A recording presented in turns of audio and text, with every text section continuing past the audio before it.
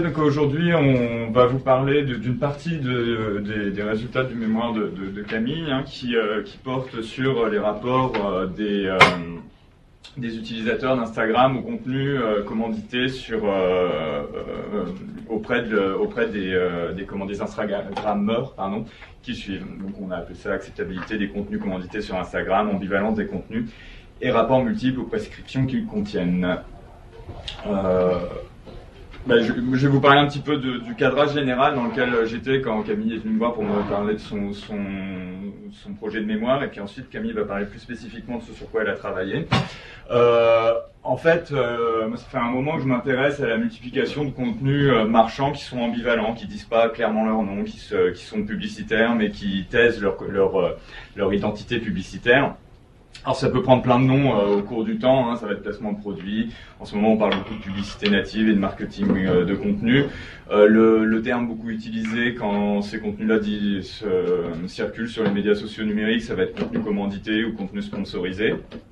C'est des nombreux noms, mais finalement ça cache une même appétence pour des contenus marchands qui seraient pas faciles à distinguer des contenus informationnels.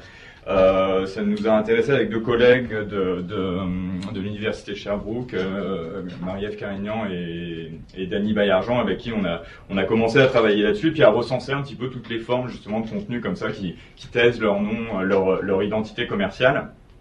Ça nous a amené à faire une proposition de catégorisation de ces contenus, et avec Internet particulièrement, mais ça se voit aussi sur les supports en ligne, on voit qu'il y a une tendance vraiment à inventer des contenus qui sont intégrés, c'est-à-dire qu'à la fois ils ressemblent au contenu généré par les utilisateurs même ou au contenu généré par les journalistes quand on est dans des contenus hors ligne, et puis avec pas systématiquement, mais en plus une intégration encore supplémentaire qui va être une intégration thématique. Donc ça peut arriver jusqu'à ressembler comme deux gouttes d'eau à un contenu informationnel trouvé d'habitude sur le site. L'exemple typique du contenu intégré, ça va être les posts sponsorisés que vous voyez quand vous circulez sur Facebook ou sur Instagram, et qui peuvent strictement avoir aucun lien avec les contenus que partagent vos amis ou vos abonnés, mais en revanche ça ressemble comme deux gouttes d'eau au format du post, hein, au niveau sémiotique. Et puis les contenus thématiques, ça va être carrément par exemple des articles de journaux qui sont pas rédigés par des journalistes mais qui ont été commandités par des marques. Alors, on n'était pas tout à fait satisfait par la catégorisation qu'on essayait de faire. Pourquoi ? Parce que finalement, les publicitaires, une de leurs compétences, c'est d'être créatifs. Et donc, au fur et à mesure, on essayait de créer un registre de ce qui était identifiable comme du contenu commandité, ça bougeait, et donc là je vous montre un petit peu tout ce que ça peut représenter. Donc je vous ai parlé des posts Facebook, vous avez aussi des personnages qui comme ça existent sur les médias sociaux numériques en ayant leur propre compte, mais sont en fait des personnages de marque. Vous avez pareil l'utilisation de la création de chaînes vidéo qui sont en fait des contenus de marque complètement gérés par une entreprise. Vous avez aussi les liens sponsorisés, hein. Finalement c'est ça le principe des liens sponsorisés sur les moteurs de recherche. Ça consiste à essayer de ressembler au maximum aux liens aux réponses naturelles. Vous avez donc tout un tas d'articles qui vont être nommés comme des collaborations, des articles infocommerciaux, etc. Donc il y a une expansion du vocabulaire pour faire que justement ce soit pas si simple d'arriver à savoir exactement face à quel type de contenu on est. Et bien sûr, sur les médias sociaux numériques et particulièrement sur Instagram, ça se traduit par des formes très variées, comme je vous ai pris un exemple. Donc c'est une personne qui dit je suis super contente de pouvoir porter ce pull de créatrice locale, et puis on ne sait pas du tout, est-ce que derrière il y a un contrat, est-ce que c'est simplement des amis, est-ce que réellement c'est parce qu'elle a trouvé qu'il était très joli, puis c'était très très important pour elle de pouvoir le valoriser auprès de sa propre audience, est-ce que c'est des accords tacites d'échange d'audience, etc. C'est très très flou en fait, c'est pas très encadré. il y a peu de possibilités de l'encadrer vraiment légalement parce que c'est pas sur des thématiques particulières où on pourrait interdire des thématiques ou interdire des publics. Hein, c'est uniquement qu'il faudrait identifier normalement le contenu marchand comme un contenu marchand. Et dans l'absolu, il y a régulièrement des liens. Alors on peut dire qu'il y a le lien vers la boutique, etc. Donc c'est assez difficile de savoir si le lien marchand est légalement intégré ou pas. Tout ça nous a amené du coup à essayer d'arrêter de reprendre le vocabulaire utilisé par les professionnels en parlant de publicité native, marketing de contenu, etc. Mais plutôt d'aller chercher c'est des sémioticiens qu'on proposé ça. Hein, c'est un ouvrage qui s'appelle La fin de la publicité et où il parle d'un double phénomène de dépublicitarisation-publicitarisation.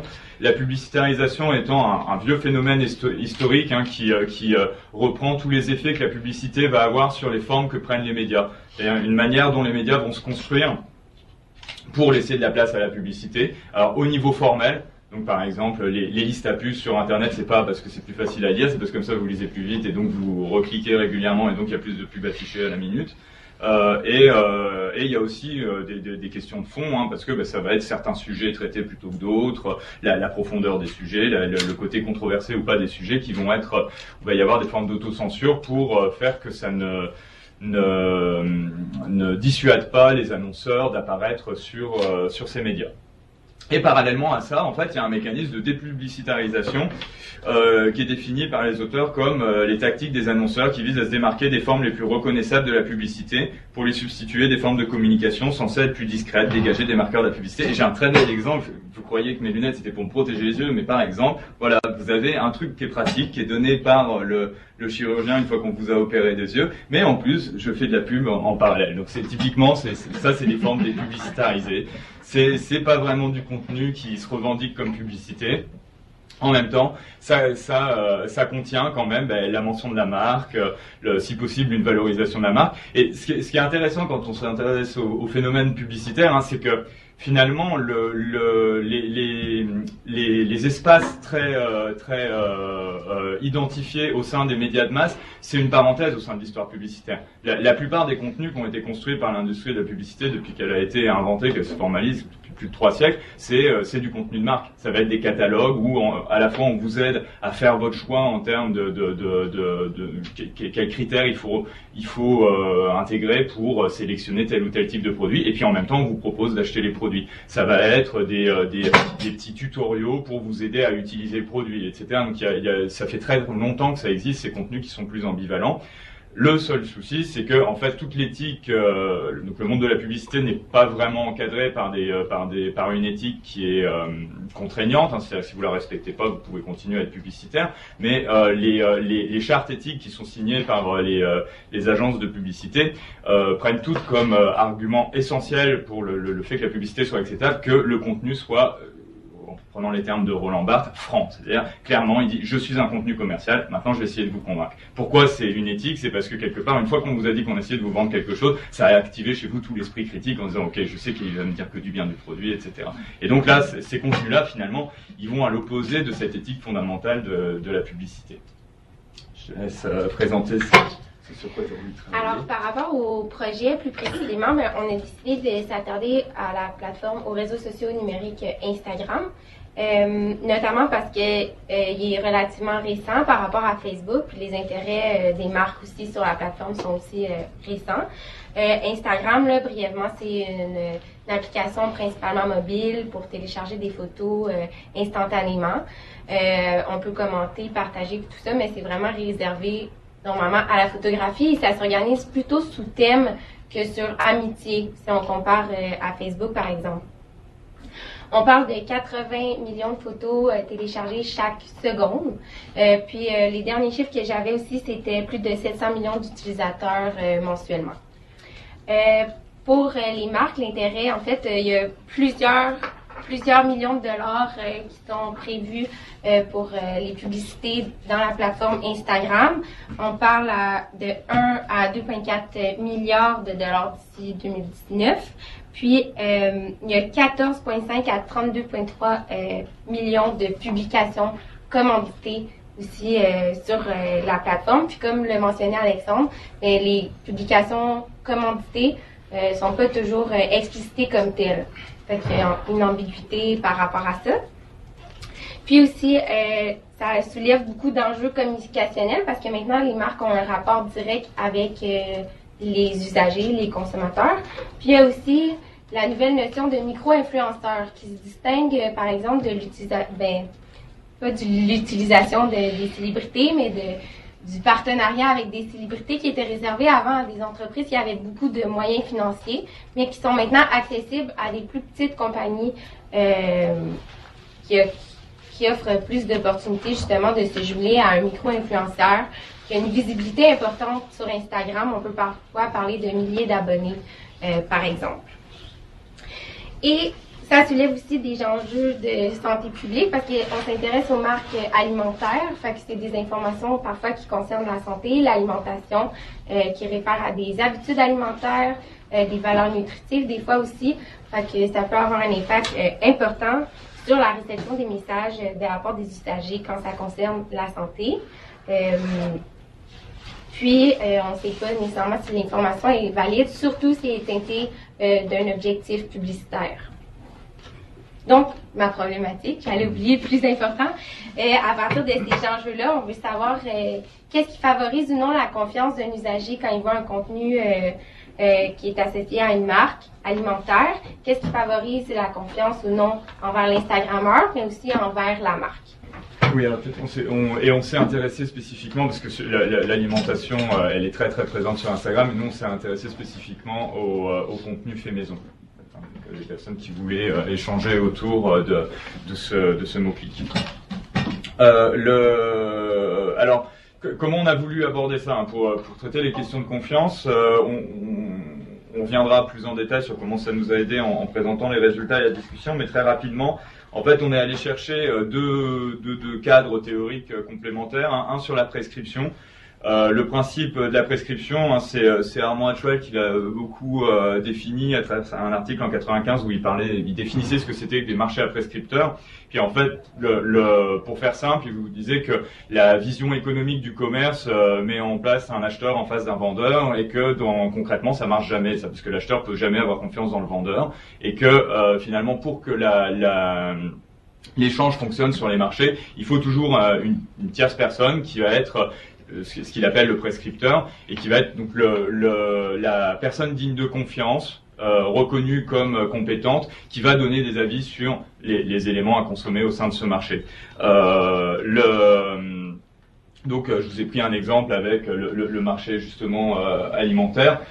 Si vous avez juste une marque alimentaire qui dit mes produits sont les meilleurs, l'acheteur va pas être très convaincu. Et donc, on voit à travers les différentes manières de se mettre en scène de la marque que pourquoi pas, elle va faire des publicités où elle engage un acteur et lui fait porter une blouse blanche. Par contre, en termes d'autonomie du prescripteur par rapport au vendeur, en général, c'est identifié comme pas très très fort. Après, ça peut être aussi sur des grandes marques alimentaires, elles ont carrément des laboratoires de recherche avec des nutritionnistes qui travaillent pour eux. Là, on peut se dire que il y a tout l'éthos du chercheur à côté qui donne un petit peu plus d'indépendance par rapport au discours de la marque.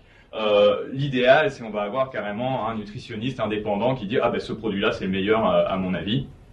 Et où là, on va lui reconnaître le rôle maximal de prescripteur. Évidemment, plus le triangle en fait est équilatéral, plus vous vous retrouvez avec une relation où l'acheteur peut décider en toute confiance de sa consommation. Et ce qui est intéressant à travers ce mécanisme que décrit Hatchwell, c'est que, pour renvoyer à l'histoire de la publicité, il y a une tentation historique de la publicité d'essayer de déguiser ces discours en discours de prescripteurs indépendants plutôt que de se faire reconnaître comme des vendeurs. À titre d'exemple, quelque chose, le marketing avait même pas encore été inventé que Danone, quand ça a été inventé, ils offraient des tickets aux médecins pour récupérer des yaourts. Ils avaient fait le choix de distribuer leurs yaourts en pharmacie plutôt qu'en magasin alimentaire classique. Et le ticket était nominatif, c'est-à-dire que le médecin pouvait même pas envoyer quelqu'un chercher le yaourt pour eux. Il devait se rendre lui-même dans la pharmacie pour prendre les yaourts, parce que ça avait déjà été pensé en se disant si les gens voient que l'expert en matière de santé commande régulièrement des yaourts, et qui commande nos yaourts, ça ne peut que être bon pour l'image de Danone derrière et sa légitimité en termes de marque santé. Donc voilà, ça va être, il y a une tentation de s'associer des prescripteurs, tout en conservant leur indépendance, hein, leur autonomie de discours. Et ce qui fait que au sein de cette variation entre le vendeur et le prescripteur, il y a eu tout un tas d'actions qui ont été menées au cours du temps et qui nécessitent d'avoir un regard quand même assez critique pour voir à quel moment il y a une indépendance qui n'est que de façade, avec en fait derrière des connexions qui sont juste masquées au grand public mais qui existent.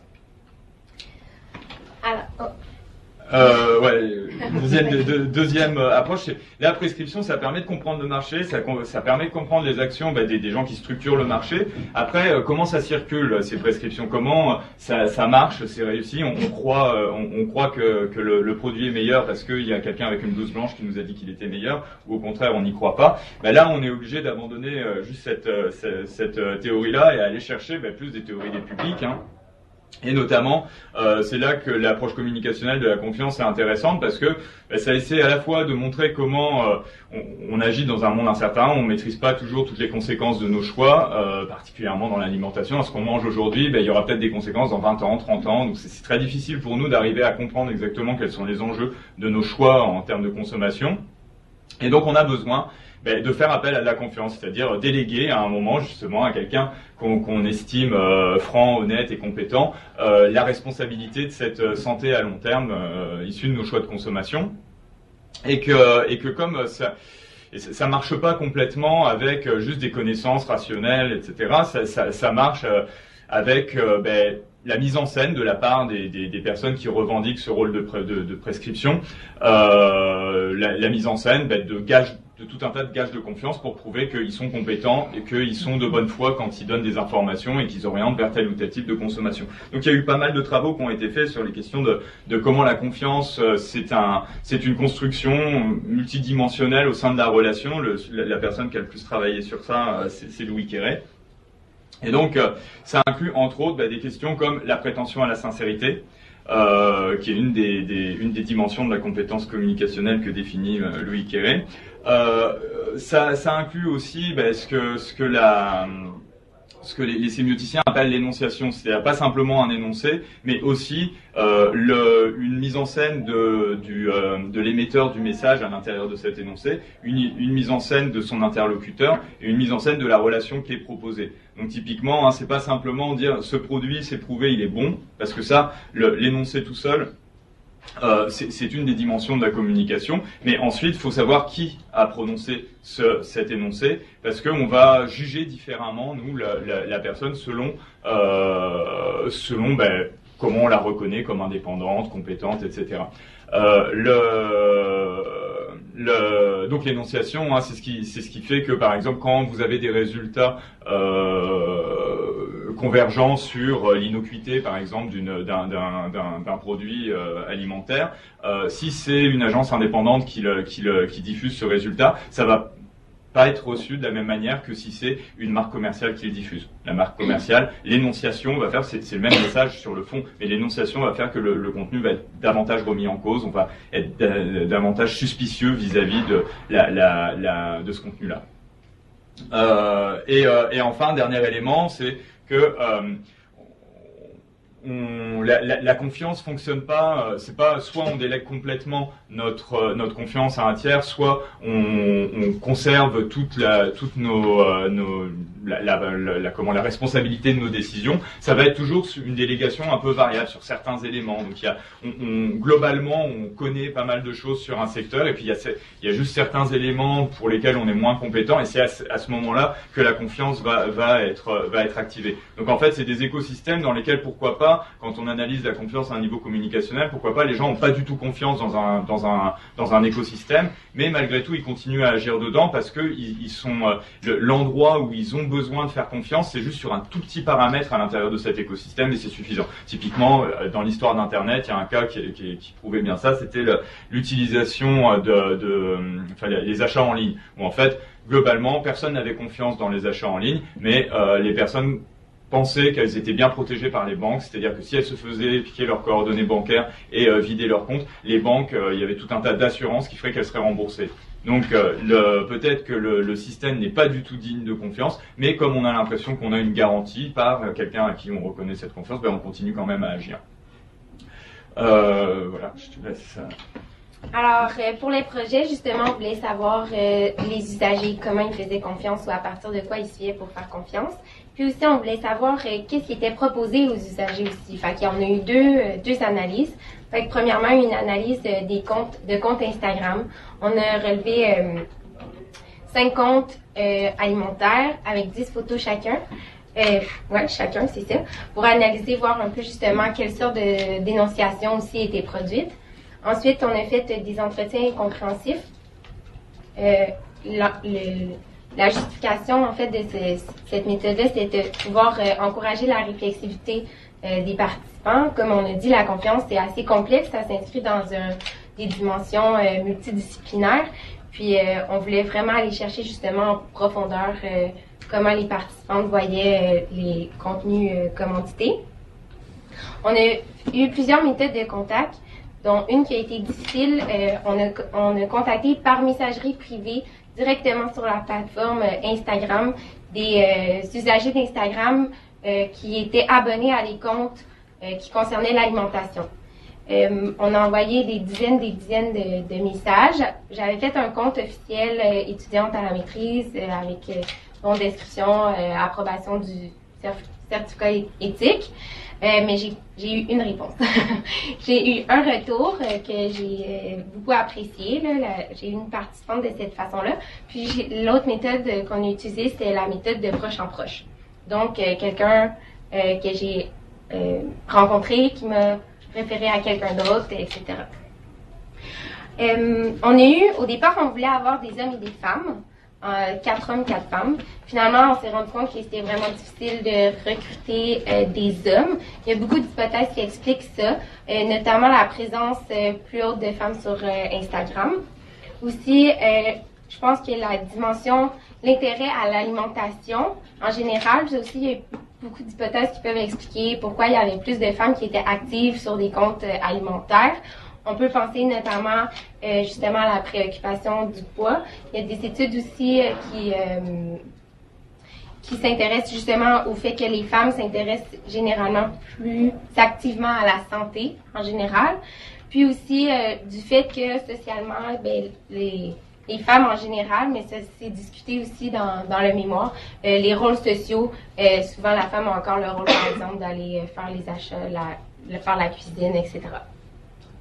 Donc, finalement, c'est quand même représentatif qu'on ait seulement des femmes pour le projet parce que on s'est rendu compte que ça représentait bien la communauté Instagram qui avait comme intérêt aussi l'alimentation.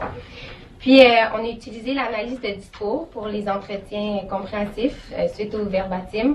J'avais une grille d'entretien pour chaque rencontre que j'ai transformée par la suite là, en grille d'analyse pour voir les axes justement qu'on allait observer pour les résultats.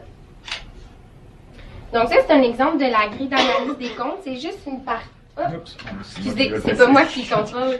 C'est juste un extrait, en fait, de la grille d'analyse. Là, ça allait jusqu'à 10, si je me trompe pas. Puis il y avait encore plus aussi de catégories. C'est pour dénoter les indices au début. Donc, avant de faire des axes ou des grands thèmes, pour l'analyse des comptes, on observait plusieurs éléments. Comme par exemple, si on voulait savoir la transparence, si un contenu était commandité ou non, on va relever, est-ce que c'est mentionné par exemple dans le hashtag? Ça, c'est aussi une méthode. Soit que c'est, des fois, ils mettent collab, ad pour advertisement, ils vont mettre sponsor pour sponsored. Est-ce que c'est dans les hashtags? Est-ce qu'il y avait une mention dans le texte? Est-ce qu'il y avait une mention dans la photo? Est-ce que c'était mentionné quelque part que ça pouvait être une collaboration officielle ou non? Fait qu'à partir de ces indices-là, on les a regroupés par thème ou par axe, puis on a pu faire les résultats pour l'analyse des comptes. Donc, le résultat qui nous intéressait le plus, ou en tout cas qui est le plus notable, c'était la transparence, justement. Est-ce qu'un contenu est explicité comme étant commandité ou non? Ce qu'on s'est aperçu, c'était que dans 3/4 des cas, il ne l'était pas. Ça ne veut pas dire que il n'y a pas de commandite.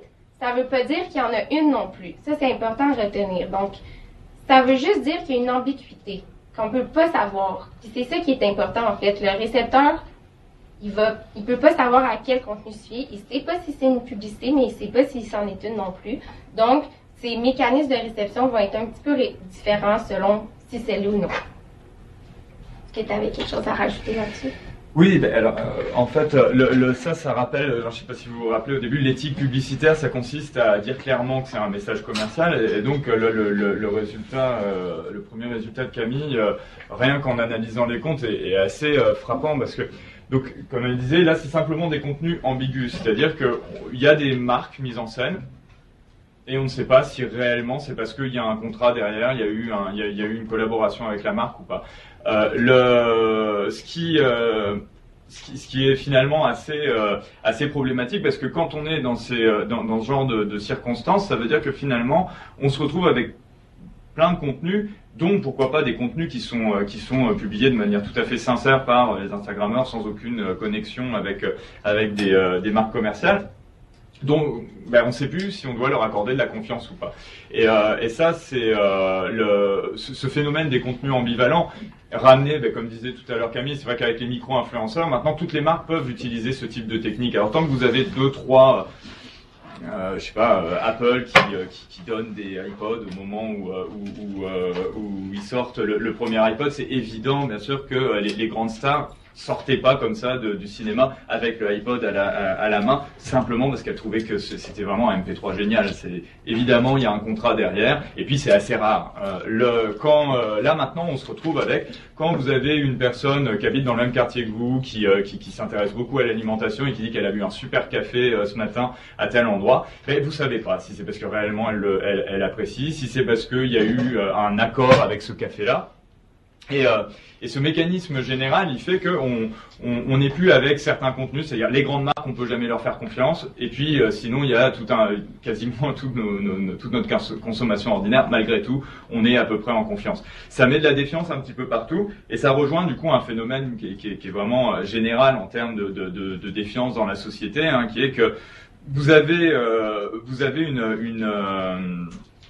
une opposition qui est unanime de la part des internautes face aux tromperies, notamment. Il y a des études statistiques qui montrent bien que la publicité n'est vraiment pas du tout appréciée en ligne. Mais finalement, c'est rare que dans l'étude là, on distingue est-ce que vous êtes contre la publicité ou est-ce que vous êtes contre ces méthodes. Et c'est plus contre les méthodes. Hein. C'est pas. Il y a plein de personnes qui sont tout à fait raisonnables en disant on sait bien qu'on peut pas ne rien payer et ne pas avoir publicité. Et c'est un mal nécessaire. On dit pas qu'on adore la publicité, mais on comprend sa présence. En revanche, ce qui va pas du tout, c'est ses méthodes. En disant, mais le problème est qu'il y a une telle pression pour essayer d'apparaître sans être complètement reconnaissable, et ça nous pose un problème, parce que justement, du coup, on ne sait pas quelle confiance on peut accorder à chacun des contenus qu'on lit. Au point où, dans les définitions, la fausse information, tous ces éléments-là, c'est assez récent, donc il n'y a pas encore des tonnes d'études universitaires qui ont été sorties là-dessus, mais notamment vous avez eu une tentative de définition qui vient de sortir il y a 3 mois, qui identifie une des dimensions, dans la typologie qui a été faite, une des formes de fausse information, c'est la publicité. Donc clairement, c'est reconnu par les individus comme des tentatives de construire de la fausse information. Et les publicitaires sont pas très bien armés face à ça pour prendre en compte cette défiance et se dire on va peut-être faire autrement si nos interlocuteurs sont pas du tout d'accord avec nos pratiques.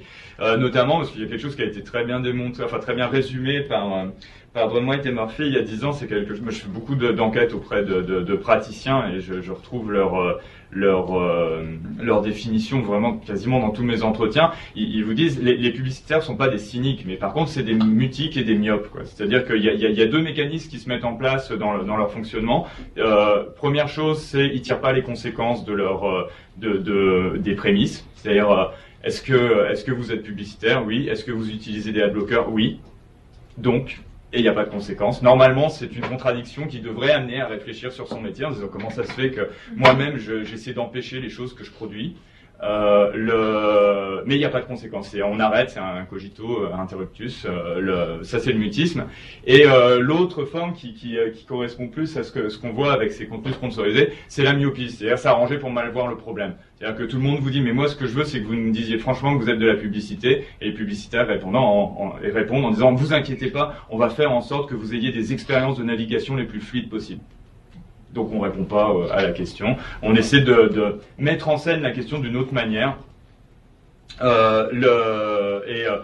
C'est dû à plein de contraintes professionnelles qui font que c'est pas facile de se poser des questions avec la pression à la réussite qu'on pose sur les agences publicitaires. Et puis c'est dû aussi à finalement une culture professionnelle qui a encouragé à pas trop se fier au discours des consommateurs ni même s'y intéresser. En fait, on discute entre nous de ce qu'on pense que pensent les consommateurs, mais on les écoute pas vraiment eux directement parce que c'est trop compliqué. C'est long et puis en plus ça obligerait à remettre pas mal de choses en question. Et donc cet élément-là, après, ça malheureusement, il nous semble que ça participe à un phénomène de défiance généralisée qui s'accentue. Et là, on a vraiment des chiffres internationaux. C'est-à-dire que vous avez le Pion Internet, vous avez Edelman qui font des baromètres comme ça tous les ans. Ils testent la confiance dans les institutions, dans les marques commerciales, dans nos voisins, dans des tonnes d'acteurs comme ça qui sont testés. Et on voit que ça ne fait que baisser. Avec, quand on fait les comparaisons Europe, Amérique du Nord, il y a deux traditions. C'est-à-dire qu'en Europe, on fait confiance aux institutions et pas aux marques. En Amérique du Nord, on fait confiance aux marques et pas aux institutions. C'est vraiment à grands traits.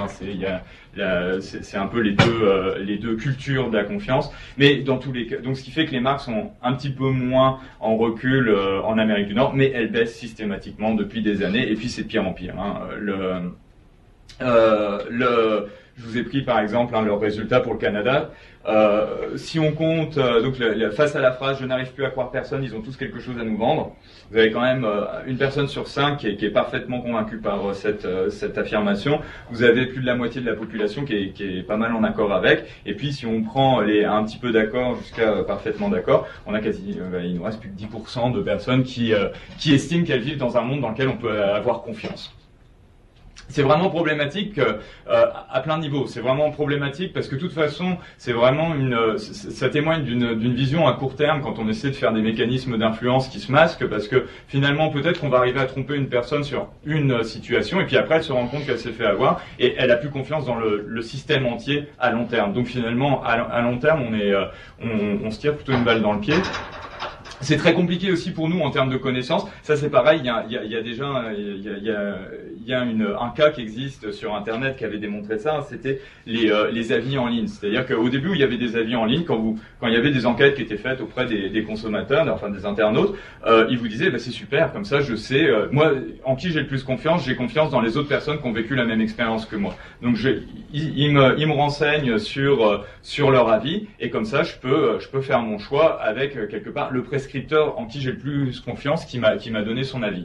Et puis après, on a commencé à savoir qu'il y avait des faux avis en ligne. Et à partir de ce moment-là, il y a un mécanisme qui se met en place chez les internautes, c'est de se dire, étant donné que je suis pas tout à fait sûr du contenu, même quand il ressemble comme deux gouttes d'eau à un avis d'un autre consommateur, je vais bricoler ma propre clé de lecture pour arriver à avoir confiance. Et là, ça devient très diversifié. On ne peut plus savoir comme ça de l'extérieur s'il y a une dose de confiance ou pas. Certains vont dire je ne fais confiance qu'au contenu négatif. Certains vont dire je ne fais confiance que s'il y a plus de tant d'avis. Certains vont dire je fais confiance que si la personne qui donne l'avis a posté plus de tant de types d'avis, etc. Et puis au fur et à mesure où on voit que l'industrie des faux avis se raffine, on se dit mais même ça c'est pas suffisant. Et donc on finit par construire des grilles extrêmement élaborées dans notre tête de confiance qui font que plus personne n'est capable de comprendre a priori ce qui se passe quand on va sur Yelp par exemple. Qu'est-ce qui fait qu'à la fin on va suivre l'avis ou pas. Et il y a un enjeu démocratique aussi qui est très fort, qui est très bien résumé par Hannah Arendt, qui vous dit une fois qu'on peut plus avoir, enfin typiquement, je n'arrive plus à croire personne, ils ont tous quelque chose à nous vendre. C'est assez glaçant quand on compare avec ce qu'elle disait sur le totalitarisme, en disant quand tout le monde vous ment en permanence, résultat n'est pas que vous croyez ces mensonges, mais que plus personne ne croit plus en rien. Un peuple qui ne peut plus croire ne peut plus se faire une opinion. Il est privé non seulement de sa capacité d'agir, mais aussi de sa capacité de penser et de juger. Et avec un tel peuple, vous pouvez faire ce qu'il vous plaît. Donc en fait, c'est là où finalement, à partir de mécanismes qui sont uniquement des mécanismes commerciaux, où vous dites après tout, il n'y a pas d'enjeu démocratique associé, c'est la vieille règle du business, essayer de faire acheter à quelqu'un son produit, ben, on se rend compte qu'il y a des conséquences sociales qui sont beaucoup plus larges à partir du moment où ces discours ambivalents, ils sont aussi systématiques dans la société. Juste dire que aussi, c'est justement là le bricolage des gens qu'on parlait, qu'est-ce qu'ils font, comment ils font pour faire confiance au contenu qu'ils voient, parce qu'on remarque aussi que la navigation sur les réseaux sociaux n'est pas en baisse. Fait que ça veut dire que malgré les contraintes de confiance, il y a quand même un gros afflux sur les réseaux sociaux, même sur les achats en ligne. Donc il y a quelque chose ici d'un peu contradictoire, puis c'est là que dans le fond que c'est intéressant de comprendre qu'est-ce qui se passe. T'sais. On va regarder un peu les résultats qu'on a obtenus des entretiens compréhensifs. Je vais ajouter. D'abord, ce qui était vraiment étonnant, c'est que la majorité des participantes, je vais dire participantes parce que c'est tellement des femmes, ça les dérange pas qu'il y ait des marques sur Instagram. Donc, pour vous donner un exemple, il y avait une participante, elle a répondu mot pour mot, là, donc je vais vous faire un peu de... ça me dérange pas. En même temps, je sais que la business, c'est la business. Fait qu'il y a une espèce de conscientisation quand même que la présence des marques, puis que c'est pas nécessairement de bonne foi de la part de l'Instagrammeur. Ça veut dire que il y a quand même une conscientisation par rapport au fait que ça peut être commandité ou non de la part d'une marque. Ce qui est d'autant plus étonnant, c'est que la majorité des participantes aussi, qui n'étaient pas dérangées par la présence du contenu commandité, croient que ça n'a aucune influence sur elles. Fait que ceci, c'était vraiment intéressant. Il y en a une participante, elle a dit « Découvrir des choses comme ça, je trouve ça intéressant, mais après, moi, ça m'influence pas. » Fait qu'il y avait aussi cette dimension-là que ça dérange pas parce que on croit que ça n'a pas d'influence. Pour continuer, par rapport aux gages de confiance auxquels les participants pouvaient se fier ou non, c'était très variable. Même si certains gages revenaient d'une participante à l'autre, ils les voyaient pas de la même façon. On parle des 4 gages principaux, notamment la différence de notoriété des marques. Est-ce qu'il s'agit d'une multinationale, par exemple, ou d'une marque locale?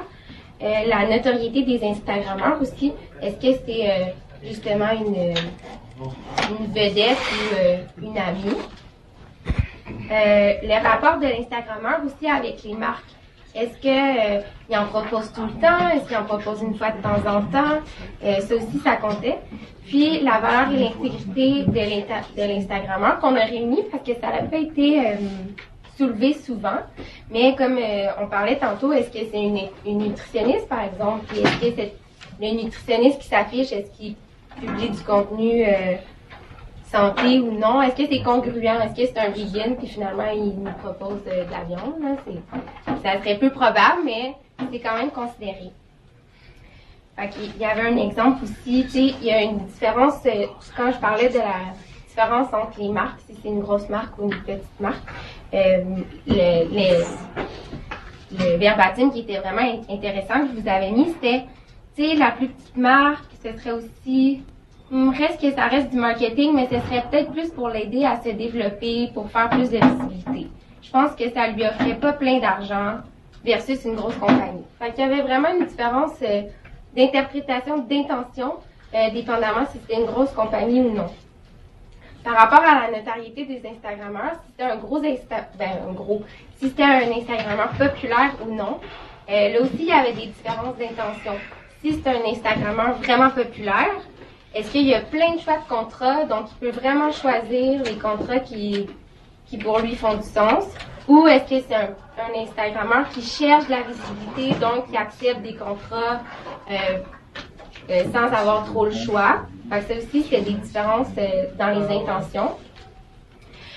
Puis c'est ça, le rapport à l'Instagrammeur avec les marques, comme on disait, si c'était concluant ou si c'était trop souvent, pas assez souvent. Ça aussi, il y avait des différences d'intention ou d'interprétation de bonne foi dans le contenu. Un autre résultat vraiment intéressant qu'on a soulevé, c'est que si Instagram et les prescriptions, si Instagram et le contenu qui est diffusé ne prescrit pas ça, n'influence pas en termes de comportement d'achat de marque, on se rend compte qu'il influence par exemple en termes de normes ou de manière de faire. Fait que je sais pas vraiment si c'est visible, mais on voit ici plein de sortes de représentations de ce qu'on appelle des smoothie bowls qui sont vraiment populaires là, dans le domaine alimentaire comme sur Instagram. Puis on voit aussi que toutes les présentations des smoothie bowls sont assez semblables. Donc, des rangées de fruits sur le dessus, plein de trucs comme ça. Mais qui a dit que c'est comme ça qu'on devrait présenter ou manger des smoothie bowls? On ne sait pas vraiment. Puis, il y a une participante aussi qui s'est dit, qui a verbalement expliqué que, wow, il est beau mon smoothie, je vais le prendre en photo, tu sais, il ressemble à ce que j'ai vu sur Instagram.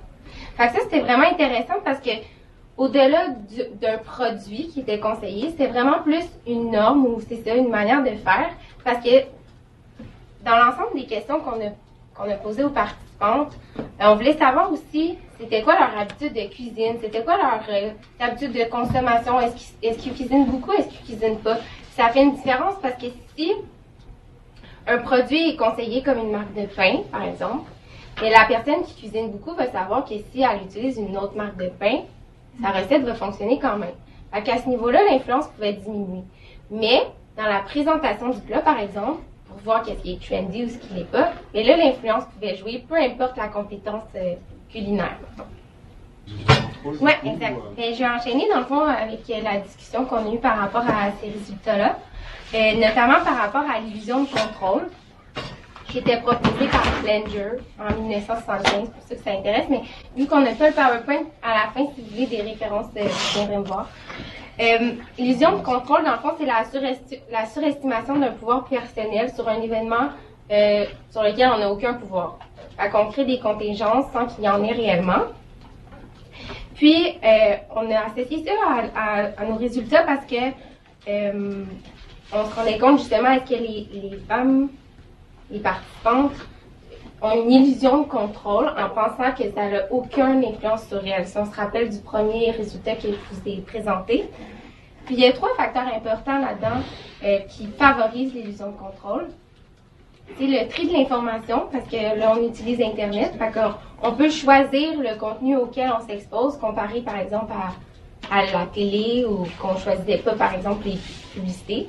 Fait qu'on peut se dire, ben, c'est moi qui choisis de voir ça de toute façon, donc je sais déjà que je trie l'information qui n'est pas pertinente, par exemple. Il y a aussi le niveau de scolarité. Les participantes, je ne vous ai pas mentionné, étant donné que c'était une méthode de proche en proche, évidemment, c'est quand même, il y avait des ressemblances parmi les 8 participantes. Notamment, c'était toutes des personnes, sauf une, qui étaient diplômées de l'université. Fait que ça a une grosse influence parce que le niveau de scolarité favorise l'illusion de contrôle aussi. On développe un esprit critique, on développe des capacités d'analyse, de synthèse, puis on développe une certaine confiance en nos capacités intellectuelles. Donc, ça favorisait aussi l'illusion de contrôle. Et finalement, le troisième facteur qui influence l'illusion de contrôle, c'est la charge émotionnelle.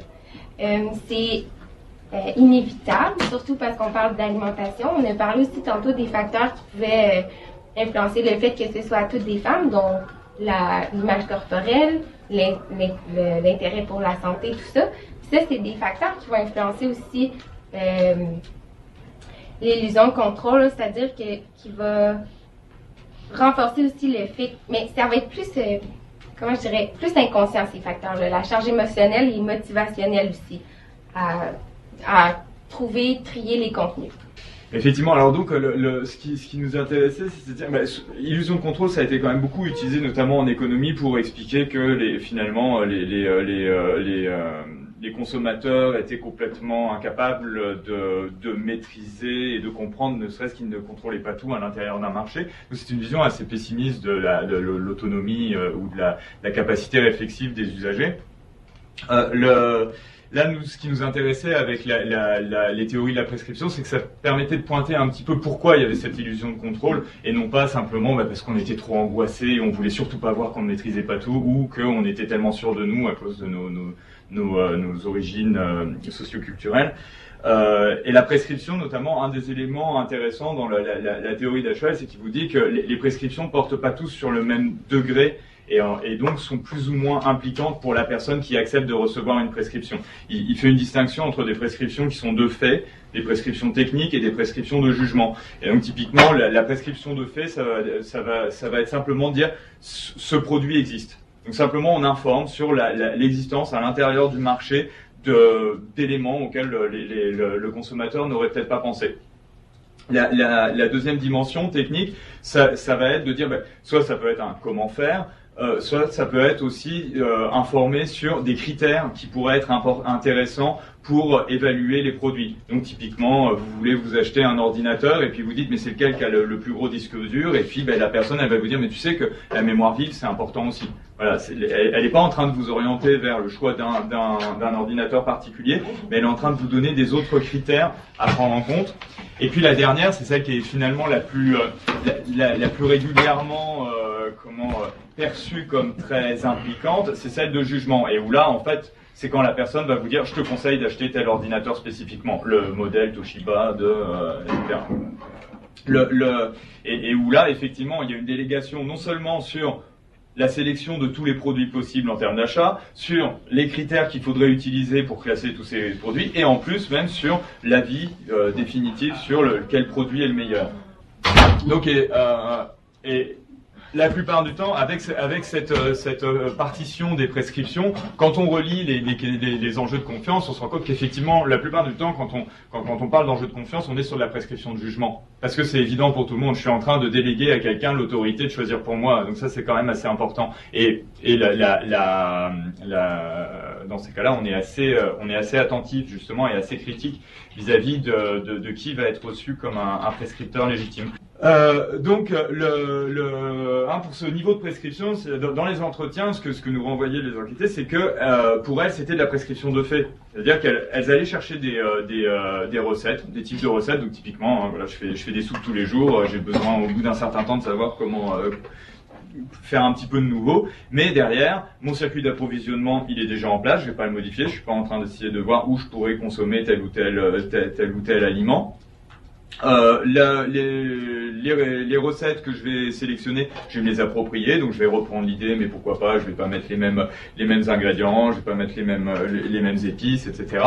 Et puis en plus, il y a un niveau de littératie alimentaire très élevé qui fait que de toute façon, même en admettant qu'il y ait juste la photo avec le titre de la recette, ça suffit pour donner une idée suffisamment précise à la personne pour qu'elle se dise je vais le refaire moi-même, j'ai pas besoin d'aller chercher, ne serait-ce que même quelque chose qui relèverait de la prescription technique, c'est-à-dire une recette avec faut faire ci, faut faire ça, faut mettre tel type d'aliment, etc. Donc le niveau perçu d'influence est vraiment minimal. En revanche, ce niveau perçu, effectivement, il tient pas complètement à l'analyse, parce que autant c'est vrai que le fait d'acheter telle marque parce qu'elle a été représentée à côté de l'assiette, etc., il y a très peu de risques que ça fonctionne comme ça, que les mécanismes de l'influence soient aussi directs. En revanche, à travers cette idée qu'on va juste chercher l'inspiration pour des recettes, on ne voit que l'idée d'une influence transactionnelle, c'est-à-dire une marque qui arriverait à vous faire acheter par sa seule présence cette marque-là plutôt qu'une autre. Alors qu'en fait, comme commençait à en parler Camille, à travers ces images, on voit les prescriptions d'un ensemble de normes et de pratiques qui sont véhiculées par les marques et qui renvoient en fait à un vieux phénomène où à chaque fois qu'on regarde une pub, c'est très difficile de dire qu'elle est efficace, parce que au contraire, dans un monde où il y a on est exposé à plus de 2000 messages par jour, chaque message a d'autant moins de chances d'arriver à avoir une quelconque, ne serait-ce que marque d'attention, et efficacité en termes d'achat, c'est vraiment très très loin. Donc plus il y a de variété, plus c'est difficile d'exister au milieu de tous ces messages en concurrence. Mais par contre, qu'au niveau micro, la publicité soit pas très efficace pour une marque donnée, ça veut pas dire qu'à un niveau macro, il n'y a pas quand même un phénomène très très influent, majeur, qui est la mise en place de normes, notamment la mise en place de solutions consuméristes à tout problème.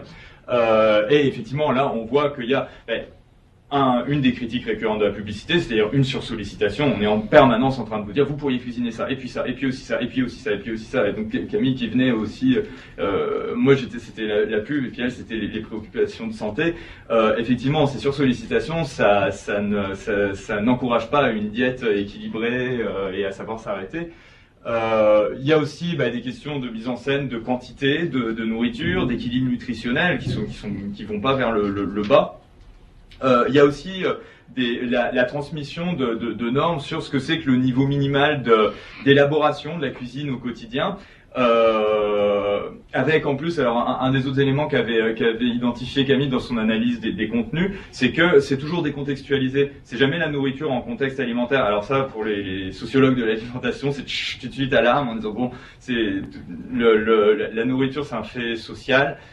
Quand on l'essentialise, il y a des risques que ce soit pas pour aider les gens à s'individuer et à développer leurs saines habitudes alimentaires. Effectivement, il y a le fait que ce soit uniquement les plats comme ça fini, il y a plus aucune question de temps que ça a pu prendre pour le faire, ni d'espace nécessaire, et puis de matériel disponible en cuisine, etc. Ce qui fait que ça fait quand même une pression sur l'exigence de qualité, de performance, d'investissement du coup au quotidien pour faire la cuisine. Tout ça, c'est des normes qui vont mettre la pression en fait, du coup, sur les femmes en l'occurrence, étant donné que c'est essentiellement des femmes qui suivaient ces comptes. Donc bien sûr, une pression à la performance parce que avec cette esthétisation du contenu, on montre plus du tout les ratés, on montre plus du tout les moments intermédiaires, on montre plus du tout les moments où tout est sale et où on n'est pas complètement sûr que ça va prendre, etc. Et puis enfin, donc oui, il y a aussi tout un tas de normes esthétiques dont on parlait Camille tout à l'heure qui sont mises en valeur. Je te laisse. Ouais. Alors, il y a plusieurs limites de la recherche, là, notamment le nombre d'enquêtés. Bon, on en avait seulement 8. C'était comme plus une méthode exploratoire, là, justement. Aussi, pour certains entretiens, on a utilisé Skype pour des contraintes soit de géographie ou de tempête de neige, parce que c'est le classique québécois. L'utilisation de Skype qui est quand même importante à retenir. Tu sais, on peut parler peut-être de contraintes, mais on ne sait pas vraiment. C'est-à-dire que vu que c'est des entretiens compréhensifs, on veut vraiment, tu sais, avoir un contact avec la participante. Dans ce cas-ci, la participante. Puis il y a peut-être des choses qu'on peut manquer à cause de l'écran, tu sais, qu'on peut ne pas saisir justement si c'est de la nervosité ou des trucs comme ça. En revanche, je pense que ça peut aussi avoir du bon, justement parce qu'on est des inconnus. Puis si la personne à qui je parle est dans le confort de son foyer lorsque je la rencontre, mais justement, c'est aussi peut-être que ça peut aider le dévoilement ou ça peut avoir peut-être des avantages ou des désavantages, mais on l'a quand même noté. C'est pas écrit, mais il y a aussi la méthode de proche en proche qui est discutable parce que ça fait que l'échantillon se rejette. On ne dit pas échantillon dans ce cas-ci, mais ça fait que les participantes ont un profil vraiment semblable. On a vu aussi que dans ce cas-ci, ça pouvait être représentatif, mais je pense que ça serait bien justement d'explorer davantage avec un plus grand nombre de personnes, avec des gens justement, des hommes, des femmes, peut-être des cultures différentes aussi. On sait que la population est vraiment diversifiée, donc ça serait bien. Puis aussi, pour terminer, je voudrais vous parler de quelques contenus qui sont sortis depuis la fin aussi du mémoire. Moi, j'ai déposé au mois de septembre, mais j'ai travaillé là-dessus pendant l'hiver, puis l'été. Notamment, il y a des tests en ce moment sur Instagram qui sont faits sur l'officialisation d'une collaboration, par exemple. C'est encore discutable, c'est encore testé, il n'y a rien d'officiel. Ça reste très flou quand c'est sponsorisé, officialisé, c'est-à-dire qu'il y a encore du contenu, même si c'est écrit que c'est petit. On l'a vu tantôt avec les images d'Alexandre, que parfois, même si c'est identifié, c'est pas nécessairement évident. Il y a des micro-documentaires qui ont été effectués par RAD de Radio-Canada sur les collaborations entre Instagrammeurs et marques. Si ça vous intéresse, c'est vraiment des courts vidéos. Puis aussi, il y a une nouvelle émission qui sort ou qui vient de sortir. Je crois que sa première diffusion, c'était mardi dernier à VRAC TV sur justement le métier d'Instagrammeur maintenant qui est en hausse, là, et sur les méthodes et de la part des marques et de la part des Instagrammeurs. Donc, si ça vous intéresse, vous pouvez aller voir ces contenus-là par vous-même. Alors voilà. Ouais, parce que effectivement, ça c'est aussi un gros problème, c'est que d'habitude les contenus marchands, ils étaient produits par des professionnels de la communication marchande qui n'avaient pas toujours complètement appliqué, mais étaient censés avoir intégré une certaine éthique de la communication d'influence. Et là, tous ces micro-influenceurs, ils sont pas du tout formés à la communication. Donc quand on leur fait signer un contrat, ils ont pas nécessairement conscience de ce que ça sous-entend. Et pour l'instant, il n'y a pas réellement eu d'enquête faite vraiment sur cette conscience des enjeux quand ils s'associent à des marques. En revanche, il y a eu des émissions où ils étaient invités, où ils pouvaient s'exprimer. Effectivement, il y a une très très grande candeur face à ce que proposent les marques. On dit, c'est génial, ils sont intéressés par ce que je fais, ils m'aident à faire, et puis ils se rendent pas compte derrière tous les mécanismes de mise en visibilité qu'active la marque en faisant ça. Donc c'est sûr que ça nécessite une certaine professionnalisation. Le truc par rapport à ce que disait Camille, c'est ce qu'on fait avec Marie-Ève Carignan et Dany Baillargeon, c'est notamment des analyses sémiotiques des formes que prennent ces contenus ambivalents. Et on voit qu'il y a plein de possibilités d'existence d'informations qui pourraient être très très claires. Et elles sont jamais choisies. Donc il y a quand même l'analyse sémiotique permet de montrer qu'il n'y a vraiment pas de grand intérêt de la part des professionnels de la communication d'influence pour se rendre plus lisible. Et puis dernier élément, c'est on a beaucoup parlé de ces questions d'illusion de contrôle, de confiance, de tolérance face au contenu, parce que finalement, c'est pas on déteste la publicité, etc. Les réponses c'était pourquoi pas, on fait avec, et puis c'est embêtant quand il y en a trop, etc. Et finalement, même des entretiens compréhensifs permettent pas toujours d'arriver à saisir exactement c'est quoi le rapport de la personne à ces contenus-là. Parce que notamment dire, oui, c'est sûr que c'est un peu énervant, mais je pense que je suis capable de gérer. Ce serait pas la même chose. Je pense notamment, on s'est dit, les méthodes expérimentales pourraient être pas mal. On met les gens face à des contenus. Ils disent, c'est super intéressant. En fait, c'est une publicité. Et là, de recueillir à ce moment-là leur avis en disant, qu'est-ce que vous en pensez, vous qui êtes surdiplômés, surcompétents et qui pensez que vous n'allez regarder que des prescriptions de faits. Est-ce que là, vous vous sentez trahi ou pas, etc.